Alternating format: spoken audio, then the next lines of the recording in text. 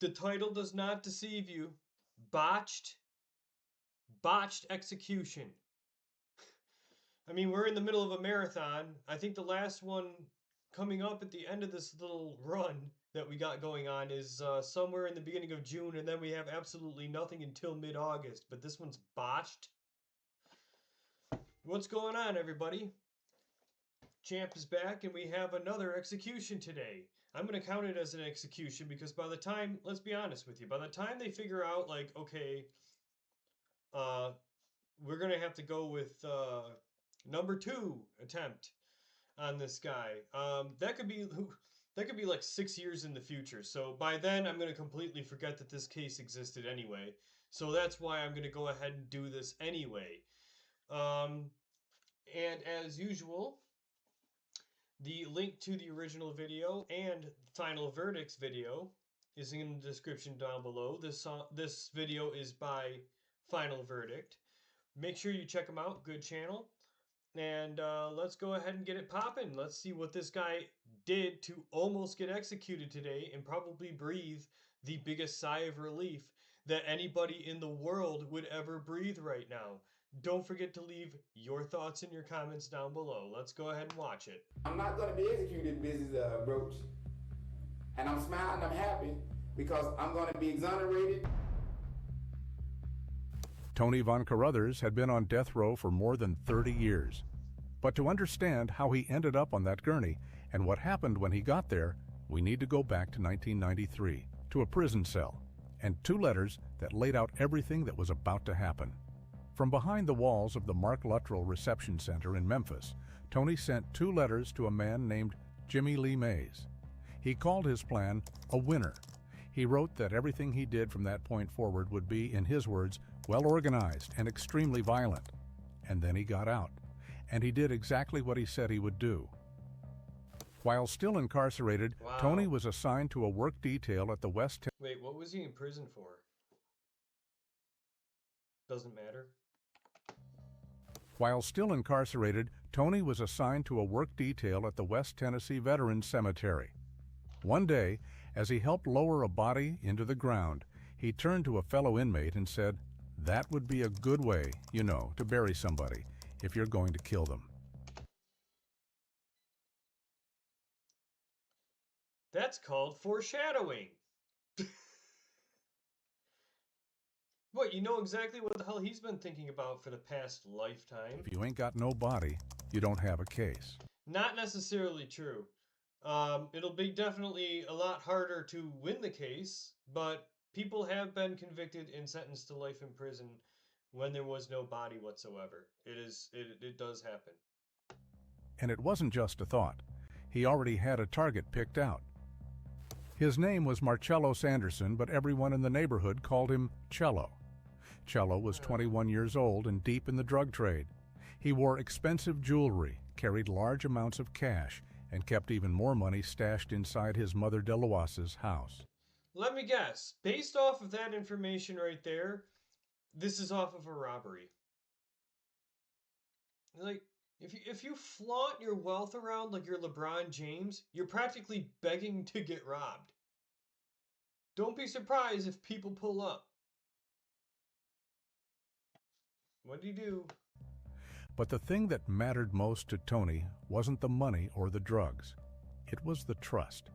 Because Cello considered Tony a friend, a real one. They were best friends? The kind of friend you'd drive across town to pick up from prison on the day he got out. And that's exactly what Cello did. On November 15, 1993, Tony walked out of the Mark Luttrell Reception Center a free man. What a jerk! He murdered his own best friend?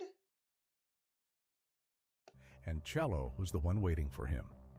They drove together to the home of one of Cello's partners, where Cello and two of his associates handed Tony $200 in cash.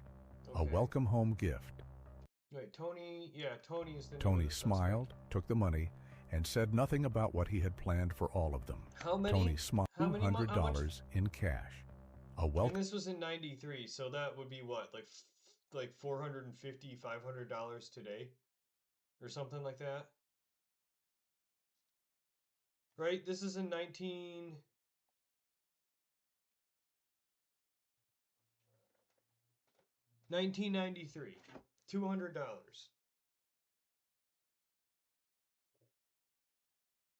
$200 in 1993 worth today. It is worth roughly around $460.93 today. Welcome home gift. Tony Welcome home. smiled, took the money, and said nothing about what he had planned for all of them.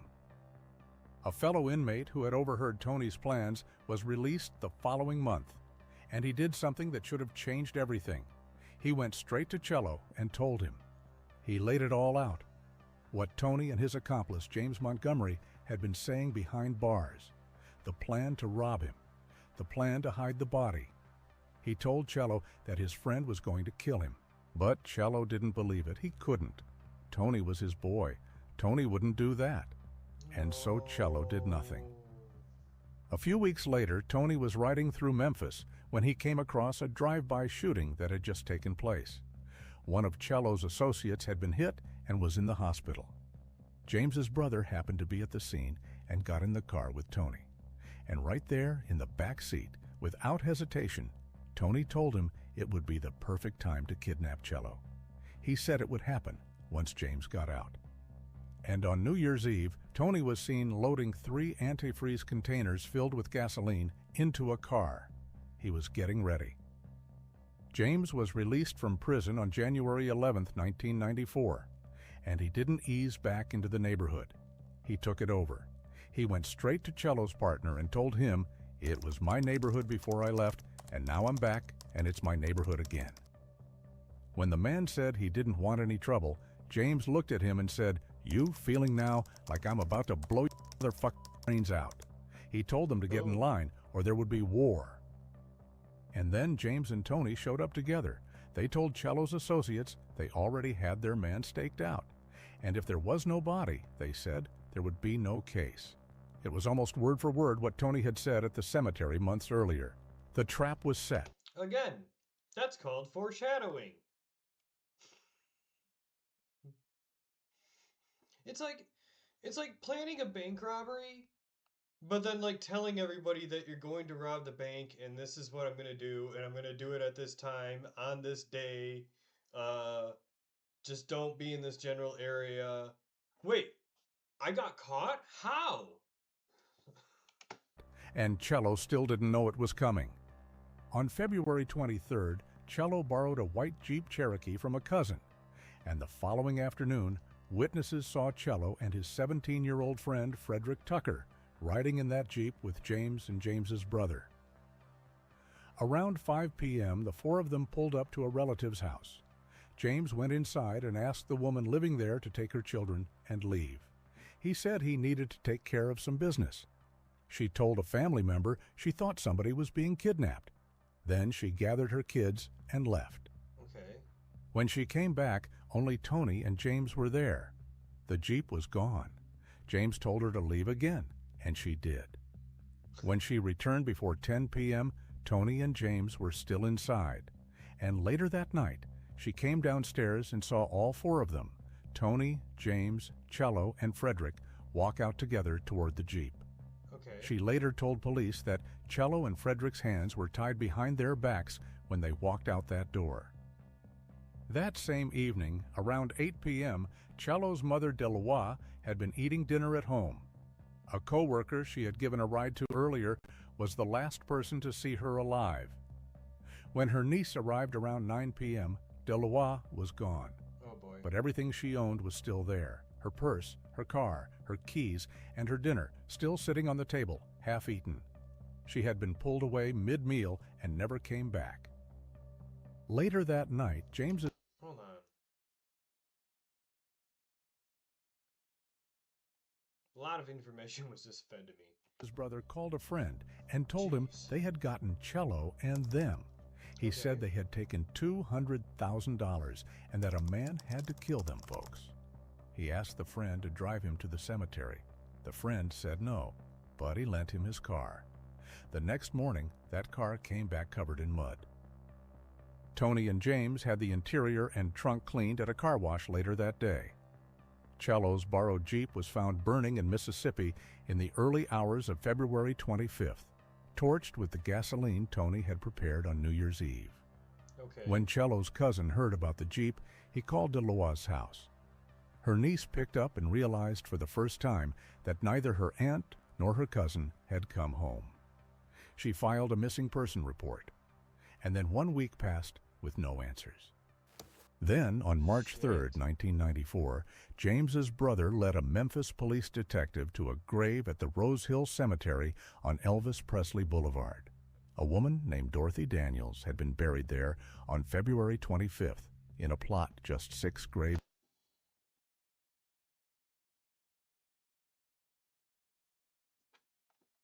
My prediction, someone was buried there recently,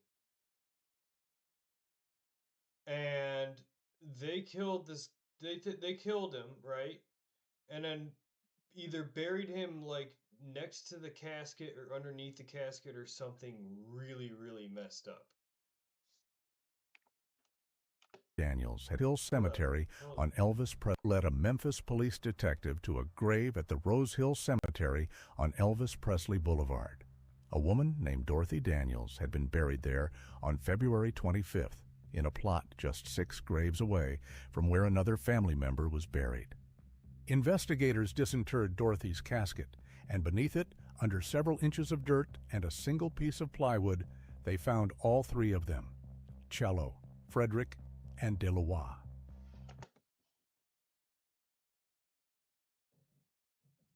What?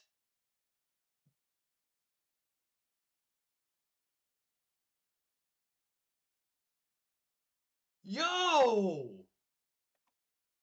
Because here I am, like, I'm trying to wrap my head around all the events that is happening, just trying to make sure that I memorize everything. This has been another long week of work. This is Thursday night.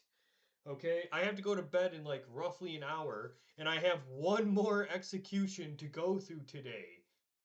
So I'm just like, okay, just trying to make sure I get my story straight, which by the way, I already forgot half of it. We're all the way up to this point. Another family member was buried. Investigators disinterred Dorothy's casket, and beneath it, under several inches of dirt and a single piece of plywood, they found all 3 of them, Cello, Frederick, and DeLois. The hands of all 3 were bound behind their backs. Frederick's feet were also bound, and his neck showed bruising from a ligature. DeLois was lying at the bottom of the grave. The 2 men were on top of her. The medical examiner testified at trial about what each of them went through. Cello had been shot 3 times. One of the wounds had severed his spinal cord, leaving him paralyzed from the neck down. But he was still conscious. The bullet had torn through his windpipe, and blood was filling his airway and lungs. He had been drowning in his own blood, underground, in the dark, unable to move. Frederick had been shot in the chest and had suffered severe blunt force trauma. DeLois had been strangled. Dirt had been packed into her mouth and nose, and a red sock had been found tied around her neck. The medical examiner testified that all 3 of them were alive when they were put in that grave. All for what? A freaking robbery?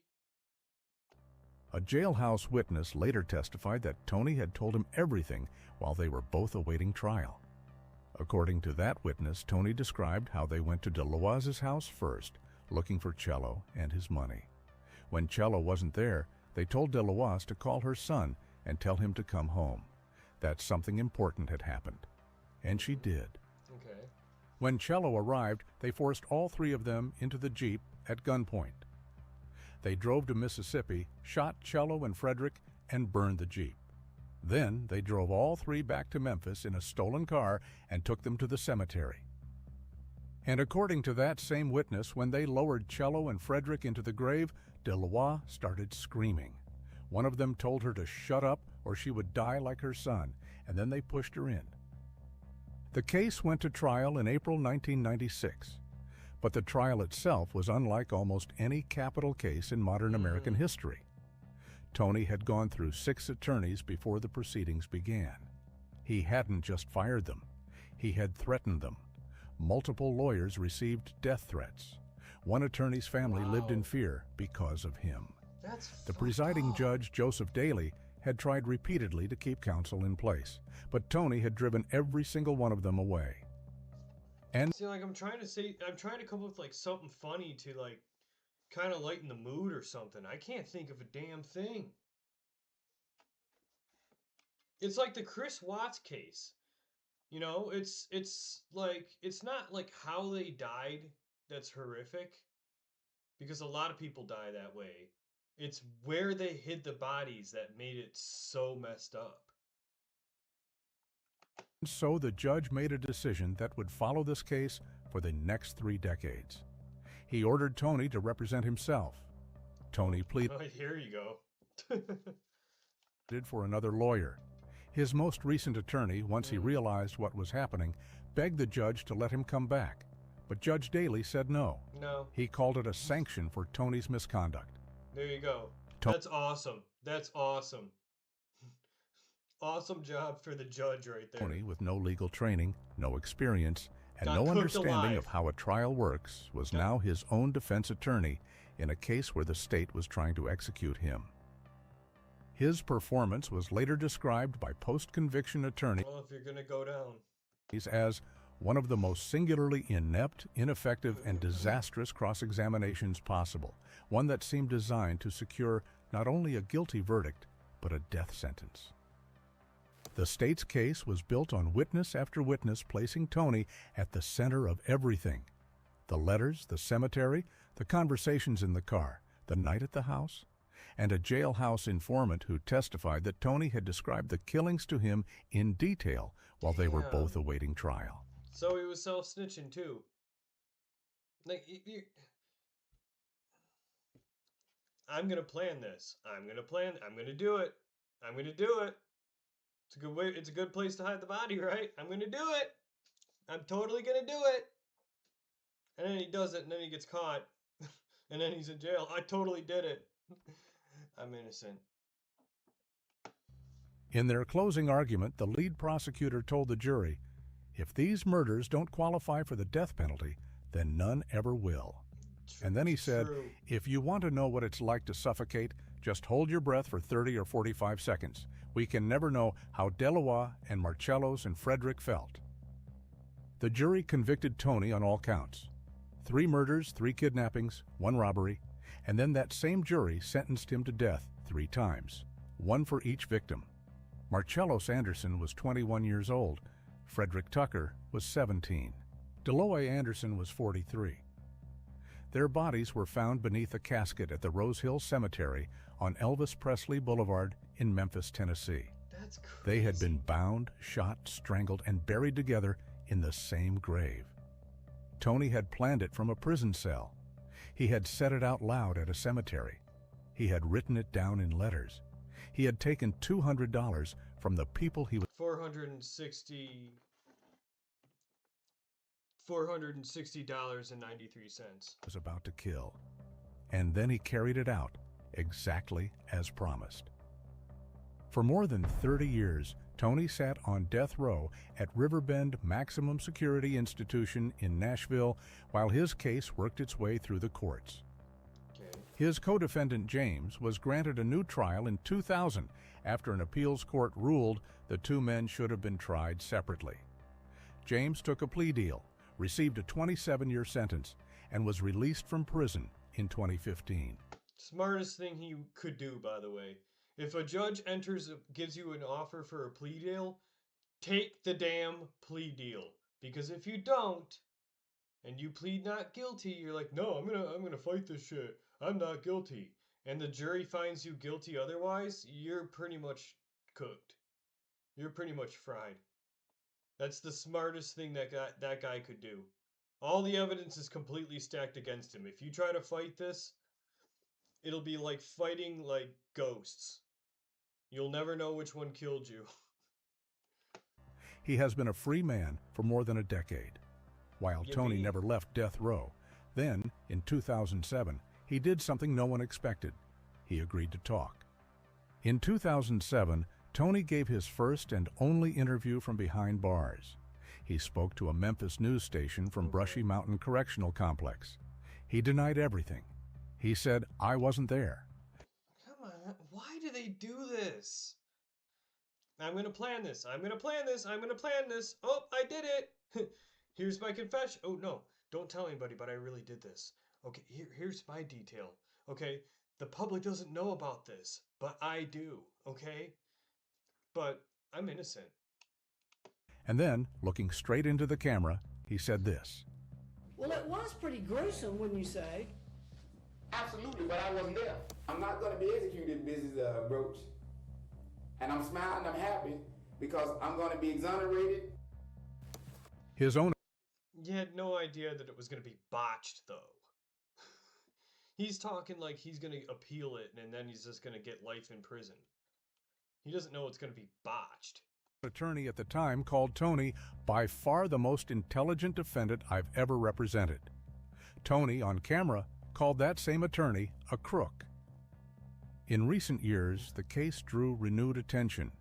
Defense attorneys argued that the jailhouse informant who helped convict Tony had been secretly paid by the state, something prosecutors had denied for 30 years. In 2024, evidence was finally handed over that confirmed it, and there was the question of the buried alive testimony. After the trial, other forensic experts reviewed the evidence and concluded the victims were likely dead before they went into the ground. Two jurors later signed declarations saying they would not have voted for death had they known that. Yeah, that is true, kinda.